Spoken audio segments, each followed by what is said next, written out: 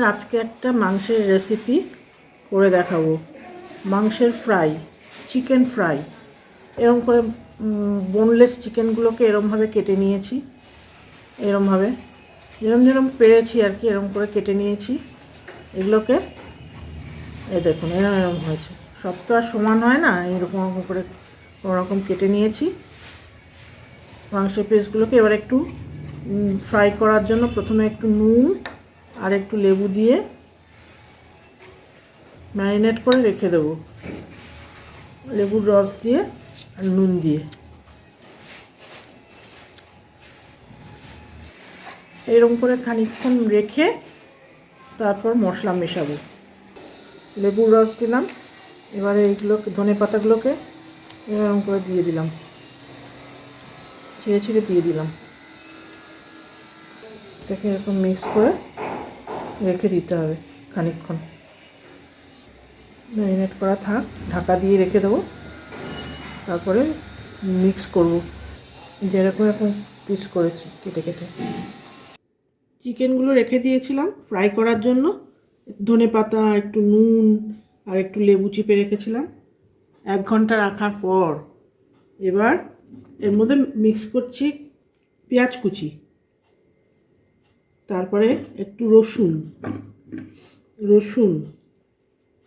একটু আদা, একটু লঙ্কার কুচি, সব এরমভাবে মিক্স করে দিলাম।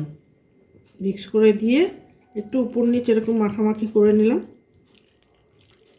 নিয়ে এবার একটা ডিম ফেটিয়ে দেবো, ডিম ফাটিয়ে এর মধ্যে দিয়ে দেবো।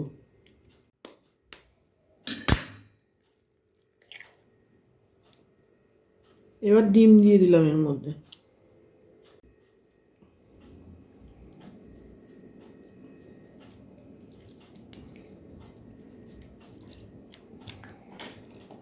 একটুখানি হোক, সব মাখিয়ে নেওয়া হয়েছে। পেঁয়াজ, রসুন, আদা, কাঁচা লঙ্কা পেস্ট করা সব মেখে নিয়েছি। থাক খানিকক্ষণ, তারপরে অন্য কিছু মিশিয়ে নেব। ডিমের গোলা দেওয়ার পর এবার একটু কর্নফ্লাওয়ার দিয়ে দিচ্ছি,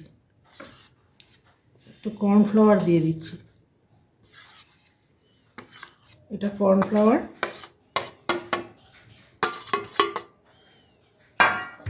এটাকে দিয়ে একটু নেড়ে নিচ্ছি, উপর নিচ করে দিচ্ছি।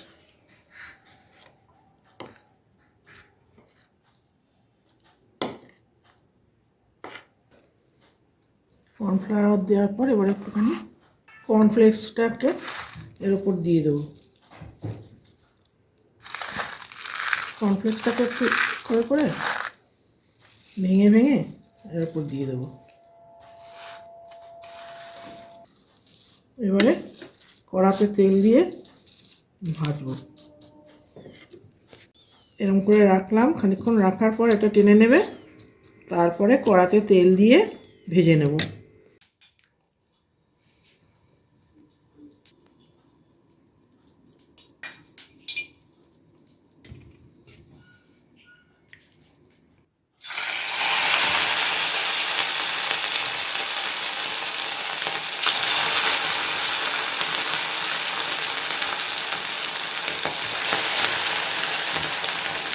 এবার একটা করে ছেড়ে দিলাম ভাজার জন্য। সরষের তেল দিয়েছি, সরষের তেলের মধ্যে ভেজে নিচ্ছি।